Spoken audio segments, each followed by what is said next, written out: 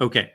So since you have been watching, what would be your top three, top five, however many lists you want to make of successful seasons?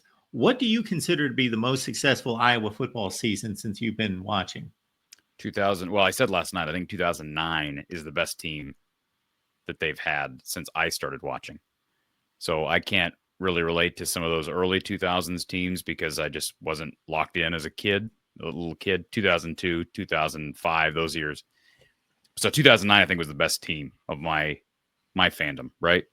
And then I would have to go 2015 second, although they were benefited from a pretty favorable schedule. And 2009 was just derailed by the injury. We just don't know what would have happened had Ricky Stanzi not been rolled out in the end zone up 10-0 at home against Northwestern. Now, I don't know. I even said this. I challenged Kyle last night because he's convinced that Iowa would have beaten Ohio State in the shoe if Stanzi had been playing. And I'm like, I don't know that. Like, Vandenberg played the game of his life at Ohio State. I don't know that Stanzi could have even matched that. And, of course, they came up short in overtime, but that was a really good Ohio State team. So 2009 was their best season.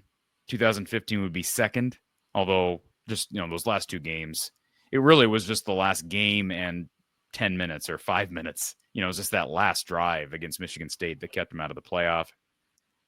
And then after that, it's hard. I mean, I think there's several you could argue, like they made the Big Ten championship in 2021, but what sticks out in my mind about that year was the downfall after being top 5 in the country and getting thrashed against Purdue, and then making the Big Ten championship game and getting thrashed. They made the Big Ten championship game in 2023, got thrashed then as well. So like those are impressive. I think when you make the Big Ten title game, it's impressive. And so I mean, the ones that I remember, 2009 was a de facto Big Ten championship game. And then 2015, 21, 23. But I don't know. I also think you could argue like 2019 was a really good year. I don't know that you could, they didn't win the West. So does it pale in comparison to those 21 and 23 teams in which I think they had better defenses, but horrendously worse offenses, and again, benefited from a schedule and a weaker division? Maybe 2020, a year where Iowa didn't get to play in the postseason because Michigan canceled their game. Missouri canceled their game. They went 6-2, won their last 6 after starting 0-2. And oh, by the way, one of the 2 losses, they were up 17-0 against Northwestern. Odd trend there, right? Iowa has these magical years, and they lead by double figures against Northwestern at home and blow. 2009, 2020, both same theme there. So, I don't know where I'd go with number 3, but definitely 09 and then 15 are my top 2. Maybe 08. Maybe 08's in the conversation as well, just how they finished that year. And of course, the 2020 game against Northwestern was not the lead to blow because that was the head-to-head that they needed. They would have played in the Big Ten championship game. Yeah, and it's such I don't ever reflect on that year. Somebody brought up the Davion Nixon pick 6 in that year against Penn State, where he had the swim move and outran everybody, the big defensive tackle for Iowa.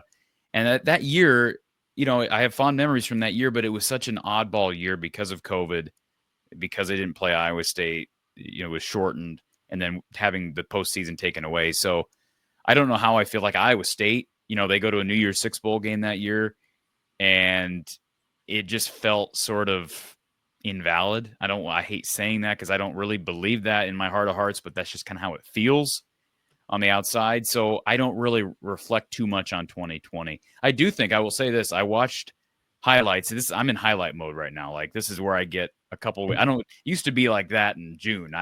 I'm not that way in June anymore. I get that way in like August. So I've watched highlights, like condensed versions of Iowa State and Iowa from 2017. What a game. A lot of offense.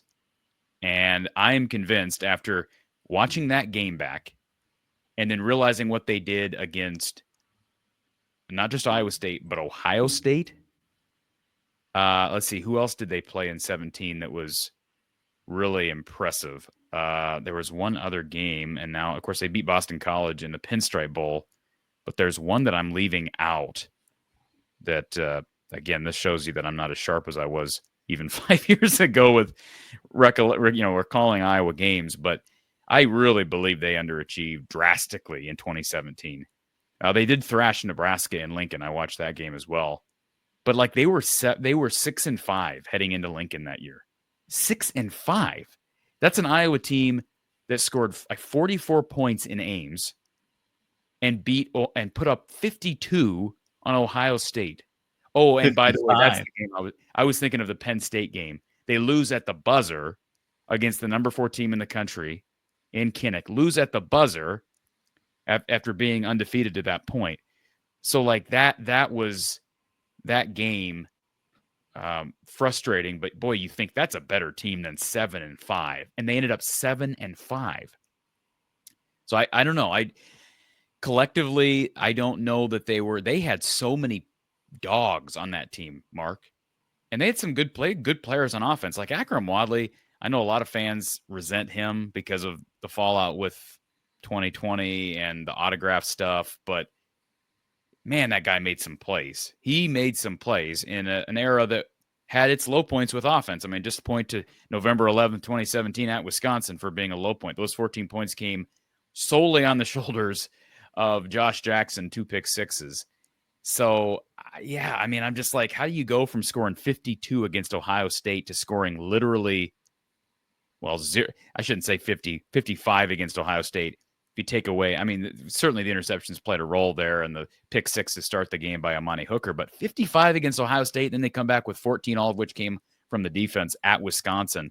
Just incredible. And then that loss against Purdue was the worst loss of the season. I'm convinced of that. Yeah, they lost in overtime at Northwestern. That was not a good loss either. But to lose at home, the way they lost to Purdue that year, that was bad. It was just a weird up and down season. Very strange. The loss at Michigan State was frustrating, the way that one panned out. They had a weird, I think Stanley dropped back toward the goal line on a play there, and then in that game, and was one of those where he pulls his arm back to throw and the ball comes out from behind him. It was one of those weird moments. But then you have just the trouncings of Ohio State, the trouncing of Nebraska and of Illinois. Very up and down season. But their ups were really up.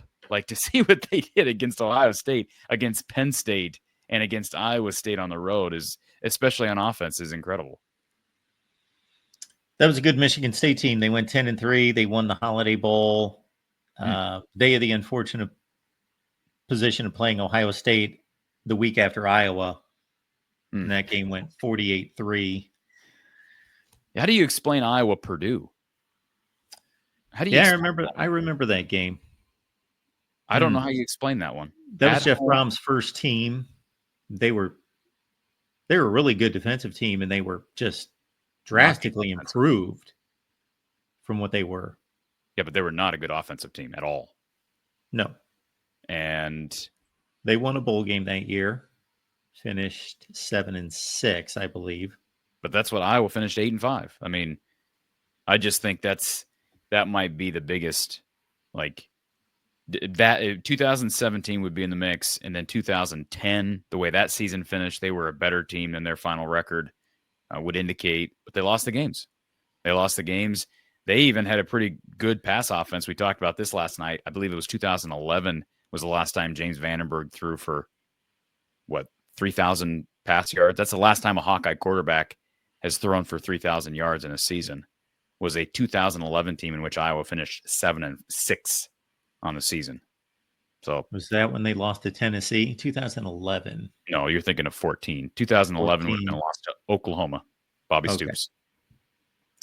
13, they lost to LSU. Correct. 13, they lost to LSU. Yep. That was the game. That was a poorly officiated game. Very poorly. Was it? I should go back and look at that. You talk about faking injuries. That's gotten brought up a lot. I'm convinced they're good at that in the SEC.